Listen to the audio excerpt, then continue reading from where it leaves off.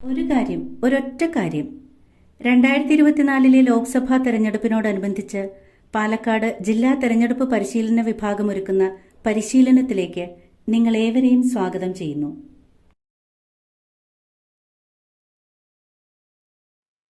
ഒരു കാര്യം ഒരൊറ്റ കാര്യത്തിന്റെ 14-ാം അധ്യായം ചർച്ച ചെയ്യുന്നത് എന്താണ് മോക്ക് പോൾ എന്നതാണ്.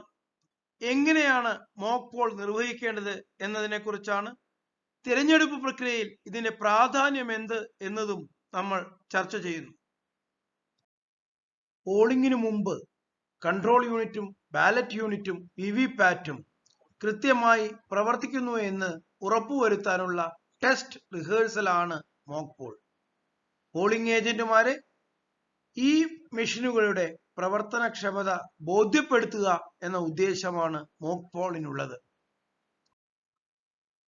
വോട്ടിംഗ് ആരംഭിക്കുന്നതിന് 90 മിനിറ്റ് മുൻപ് മോക്ക് പോൾ ആരംഭിക്കണമെന്നാണ് നിർദ്ദേശിച്ചിട്ടുള്ളത്.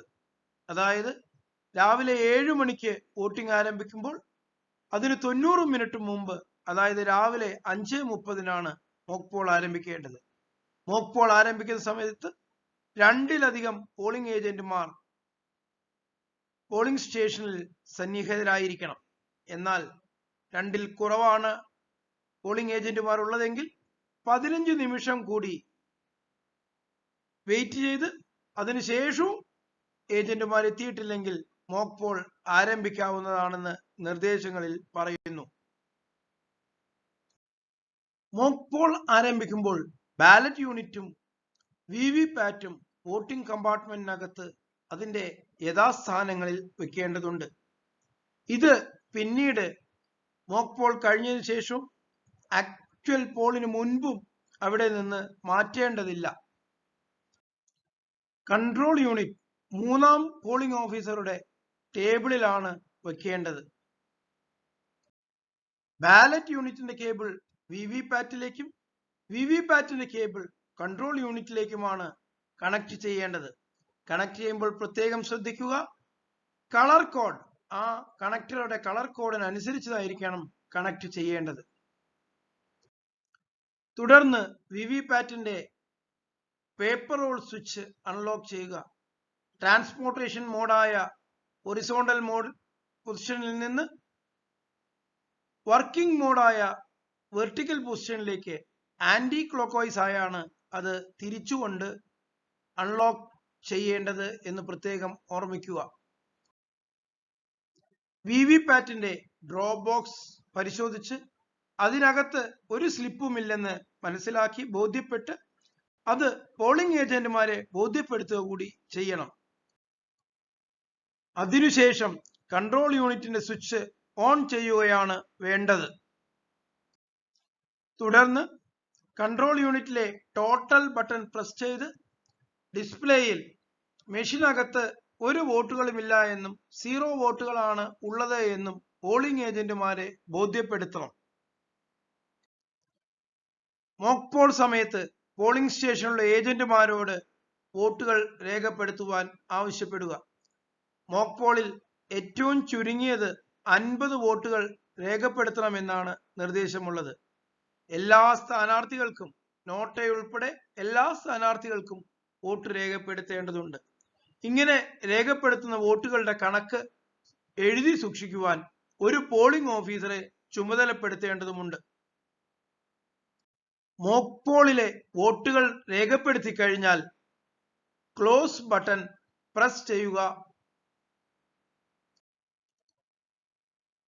തുടർന്ന് റിസൾട്ട് സെക്ഷൻ അകത്തുള്ള റിസൾട്ട് ബട്ടൺ പ്രസ് ചെയ്തുകൊണ്ട് മെഷീനകത്ത് ഓരോ സ്ഥാനാർത്ഥിക്കും ലഭിച്ച വോട്ടുകളെ സംബന്ധിച്ചുള്ള ഡിസ്പ്ലേ പരിശോധിക്കുക. ഇത് നേരത്തെ രേഖപ്പെടുത്തി വെച്ച റിസൾട്ടുമായി ടാലി ചെയ്യുന്നുണ്ടോ എന്ന് നോക്കേണ്ടതുണ്ട്. ഈ 2 വോട്ടുകളുടെ കണക്കും ടാലി ചെയ്യുന്നുണ്ട് എങ്കിൽ കൺട്രോൾ യൂണിറ്റിലെ റിസൾട്ട് സെക്ഷൻ അകത്തുള്ള ക്ലിയർ ബട്ടൺ പ്രസ് ചെയ്തുകൊണ്ട് മോക്ക് പോളിൽ ചെയ്ത വോട്ടുകളെല്ലാം തന്നെ ഡിലീറ്റ് ചെയ്യേണ്ടതാണ്. വിവിപാറ്റിലെ ഡ്രോപ്പ് ബോക്സിലെ മോക്ക് പോൾ സ്ലിപ്പുകൾ എല്ലാം പുറത്തെടുത്ത് വോട്ടുകൾ അതിലും എണ്ണിത്തിട്ടപ്പെടുത്തുക. ഇതും നേരത്തെയുള്ള വോട്ടുകളുമായി ടാലി ചെയ്യപ്പെടേണ്ടതുണ്ട്. ഗ്രീൻ പേപ്പർ സീൽ ഉറപ്പിക്കുക എന്നുള്ളതാണ് അടുത്ത കർത്തവ്യം. കൺട്രോൾ യൂണിറ്റിലെ റിസൾട്ട് സെക്ഷനിലെ ഇന്നർ ഡോറിലാണ് ഗ്രീൻ പേപ്പർ സീൽ ഉറപ്പിക്കുന്നത്. ഗ്രീൻ പേപ്പർ സീലിന്റെ രണ്ടറ്റത്തുമായി എ ബി എന്ന് രേഖപ്പെടുത്തലുണ്ട്. എ എന്ന ഭാഗം മുകളിൽ വരത്തക്ക വിധമാണ് ഗ്രീൻ പേപ്പർ സീൽ ഉറപ്പിക്കേണ്ടത്. ഗ്രീൻ പേപ്പർ സീൽ വച്ചതിനു ശേഷം ഇന്നർ ഡോർ അടച്ച് അതിൽ നൂലുപയോഗിച്ച് സ്പെഷ്യൽ ടാഗ് സീൽ ചെയ്യേണ്ടതാണ്. സ്പെഷ്യൽ ടാഗിന് സീൽ ചെയ്യുന്നതിന് മുമ്പ് അതിനകത്ത് കൺട്രോൾ യൂണിറ്റിന്റെ നമ്പർ രേഖപ്പെടുത്തി വേണം സീൽ ചെയ്യാൻ. അരക്ക് ഉപയോഗിച്ച് സീൽ ചെയ്യേണ്ടതുണ്ട്. തുടർന്ന് റിസൾട്ട് സെക്ഷന്റെ ഔട്ടർ ഡോർ സീൽ ചെയ്യേണ്ടതുണ്ട്. അഡ്രസ് ടാഗ് ഉപയോഗിച്ചാണ് ഇവിടെ സീൽ ചെയ്യേണ്ടത്.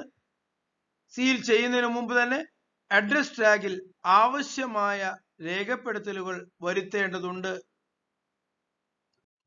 വീണ്ടും വിവിപാറ്റിന്റെ ഡ്രോപ്പ് ബോക്സ് പരിശോധിച്ച് അതിനകത്ത് ഒരൊറ്റ സ്ലിപ്പ് പോലും ഇല്ല എന്ന് മനസ്സിലാക്കി അത് പോളിംഗ് ഏജന്റുമാരെ ബോധ്യപ്പെടുത്തിയതിനു ശേഷം വിവിപാറ്റിന്റെ ഡ്രോപ്പ് ബോക്സ് സീൽ ചെയ്യേണ്ടതാണ്.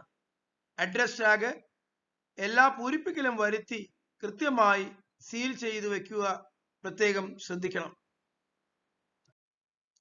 ഇനി കൺട്രോൾ യൂണിറ്റ് സ്വിച്ച് ഓൺ ചെയ്യുക. സ്വിച്ച് ഓൺ ചെയ്തതിന് ശേഷം ആദ്യത്തെ ഡിസ്പ്ലേകളെല്ലാം വന്നതിന് ശേഷം ടോട്ടൽ ബട്ടൺ പ്രസ് ചെയ്ത് മെഷീനകത്ത് വോട്ടുകൾ ഒന്നും രേഖപ്പെടുത്തിയിട്ടില്ല എന്നുള്ളത് പോളിംഗ് ഏജന്റുമാരെ ബോധ്യപ്പെടുത്തണം. വിവിപാറ്റ് ഡ്രോപ്പ് ബോക്സിൽ നിന്ന് എടുത്ത മോക്ക് പോൾ സ്ലിപ്പുകൾ നിങ്ങൾക്ക് ലഭ്യമാക്കിയിട്ടുള്ള 1/4 എന്ന രേഖപ്പെടുത്തിയിട്ടുള്ള കറുത്ത കവറിൽ അകത്താക്കി അത് ഒട്ടിച്ച് പിങ്ക് പേപ്പർ സീൽ ഉപയോഗിച്ച് ചിത്രത്തിൽ കാണിച്ചതുപോലെ സീൽ ചെയ്യേണ്ടതുണ്ട്. മോക്ക് പോൾ പൂർത്തീകരിച്ചു കഴിഞ്ഞാൽ പ്രിസൈഡിംഗ് ഓഫീസേഴ്സ് റിപ്പോർട്ടിന്റെ ആദ്യ ഭാഗമായ മോക്ക് പോൾ സർട്ടിഫിക്കറ്റ് പൂരിപ്പിക്കേണ്ടതുണ്ട്. ആദ്യ ഭാഗത്തിൽ തിരഞ്ഞെടുപ്പിനെ സംബന്ധിച്ചും പോളിംഗ് സ്റ്റേഷന്റെ വിവരങ്ങളെ സംബന്ധിച്ചുമാണ് രേഖപ്പെടുത്തേണ്ടത്. മോക്ക് പോൾ സർട്ടിഫിക്കറ്റിന്റെ ഈ ഭാഗത്ത് മോക്ക് പോളിൽ ചെയ്ത വോട്ടുകളുടെ കണക്കാണ് രേഖപ്പെടുത്തേണ്ടത്. ആദ്യ കോളത്തിൽ ക്രമ നമ്പറും രണ്ടാമത്തെ കോളത്തിൽ സ്ഥാനാർത്ഥിയുടെ പേരും മൂന്നാമത്തെ കോളത്തിൽ ഓരോ സ്ഥാനാർത്ഥിക്കും ലഭിച്ച വോട്ടുകളുടെ കണക്കും നാലാമത്തെ കോളത്തിൽ കൺട്രോൾ യൂണിറ്റ് പരിശോധിച്ചപ്പോൾ ലഭിച്ച വോട്ടുകളുടെ കണക്കും അഞ്ചാമത്തെ കോളത്തിൽ വിവിപാറ്റ് സ്ലിപ്പുകൾ എണ്ണിയപ്പോൾ ലഭിച്ച വോട്ടുകളുടെ കണക്കുമാണ് രേഖപ്പെടുത്തേണ്ടത്. ഈ 3, 4, 5 കോളങ്ങളിൽ രേഖപ്പെടുത്തിയ വോട്ടുകൾ തുല്യമായിരിക്കണം എന്ന് പറയേണ്ടതില്ലല്ലോ. ഇത് മൂന്നും തുല്യമാണെങ്കിൽ ആറാമത്തെ കോളത്തിൽ യെസ് എന്ന് രേഖപ്പെടുത്തണം. തുടർന്ന് ഏഴാമത്തെ കോളത്തിൽ പോളിംഗ് ഏജന്റുമാരുടെ ഒപ്പും അവരുടെ പാർട്ടിയുടെ പേര് ചുരുക്കത്തിലും രേഖപ്പെടുത്തേണ്ടതുണ്ട്. മോക്ക് പോൾ സർട്ടിഫിക്കറ്റിന്റെ ഈ ഭാഗത്ത് നിങ്ങൾ രേഖപ്പെടുത്തേണ്ട ആദ്യ ഉത്തരം ക്ലിയർ ബട്ടൺ കൺട്രോൾ യൂണിറ്റിൽ മോക്ക് പോളിന് ശേഷം പ്ലസ് ചെയ്തിട്ടുണ്ടോ എന്നുള്ളതാണ്. ഇവിടെ യെസ് എന്ന് രേഖപ്പെടുത്തി പ്രിസൈഡിംഗ് ഓഫീസർ സ്വന്തം കൈപ്പടയിൽ clear button on the control unit has been pressed to clear mock data എന്ന് രേഖപ്പെടുത്തേണ്ടതുണ്ട്. അടുത്തത് വിവിപാറ്റിലെ മോക്ക് പോൾ സ്ലിപ്പുകൾ എടുത്തോ എന്നും അത് സീൽ ചെയ്തോ എന്നുള്ളതും ഒക്കെയാണ്. അതിനുശേഷമുള്ളൊരു ചോദ്യം കൺട്രോൾ യൂണിറ്റിലെ ടോട്ടൽ ബട്ടൺ പ്രസ് ചെയ്ത് വോട്ടുകൾ രേഖപ്പെടുത്തിയത് 0 പോളിംഗ് ഏജന്റുമാരെ ബോധ്യപ്പെടുത്തിയോ എന്നുള്ളതാണ്. മോക്ക് പോൾ സ്ലിപ്പുകളെ എല്ലാത്തിനും പുറകിൽ മോക്ക് പോൾ സ്ലിപ്പ് എന്ന സീൽ ചെയ്തിട്ടുണ്ടോ എന്നുള്ളതാണ് അടുത്ത ചോദ്യം. അതിനുശേഷം ആ മോക്ക് പോൾ സ്ലിപ്പുകൾ തന്നിട്ടുള്ള കവറിലാക്കി അത് പിങ്ക് പേപ്പർ സീൽ ഉപയോഗിച്ച് സീൽ ചെയ്തിട്ടുണ്ടോ എന്നും രേഖപ്പെടുത്തേണ്ടതുണ്ട്. മോക്ക് പോൾ സർട്ടിഫിക്കറ്റിന്റെ ഈ ഭാഗത്ത് പോളിംഗ് ഏജന്റുമാരെ സംബന്ധിച്ച വിവരങ്ങൾ രേഖപ്പെടുത്തണം. പോളിംഗ് ഏജന്റിന്റെ പേരും പാർട്ടിയുടെ പേരും സ്ഥാനാർത്ഥിയുടെ പേരും പോളിംഗ് ഏജന്റുമാരുടെ ഒപ്പുമാണ് ഇവിടെ രേഖപ്പെടുത്തേണ്ടത്.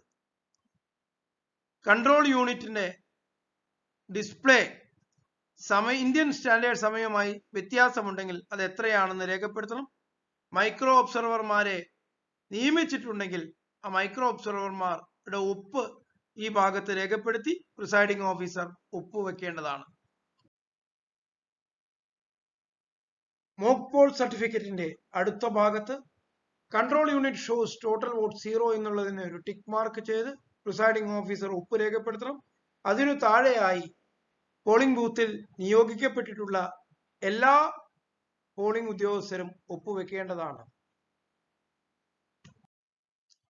മോക്ക് പോളിന് ശേഷം പോൾ മാനേജർ മൊബൈൽ ആപ്ലിക്കേഷനിൽ മൂന്നാമത് ചോദ്യമായ മോക്ക് പോൾ കണ്ടക്റ്റഡ് എന്നുള്ളതിന് യെസ് എന്ന് ഉത്തരം നൽകേണ്ടതാണ്. പോൾ മാനേജറിലെ നാലാമത്തെ ചോദ്യത്തിനുള്ള ഉത്തരവും മോക്ക് പോളിന് ശേഷം നൽകേണ്ടതാണ്. Whether data entered during mock poll has been cleared before actual poll എന്നാണ് ചോദ്യം. അതിന് യെസ് എന്ന ഉത്തരമാണ് നൽകേണ്ടത്. ഒരു കാര്യം ഒറ്റക്കാര്യത്തിന്റെ 14-ാം അധ്യായത്തിൽ മോക്ക് പോൾ എങ്ങനെയാണ് നിർവഹിക്കേണ്ടത് എന്നാണ് സൂചിപ്പിച്ചത്. ഈ വീഡിയോയുടെ ക്രോഡീകരണവും ഡിസൈനും നിർവഹിച്ചത് മധു പി, സംസ്ഥാനതല master trainer and special tahsildar LA KBIC Palakkad. Palakkad ജില്ലാ തെരഞ്ഞെടുപ്പ് പരിശീലന വിഭാഗത്തിനു വേണ്ടി ഏവർക്കും കൃതജ്ഞത രേഖപ്പെടുത്തുന്നു.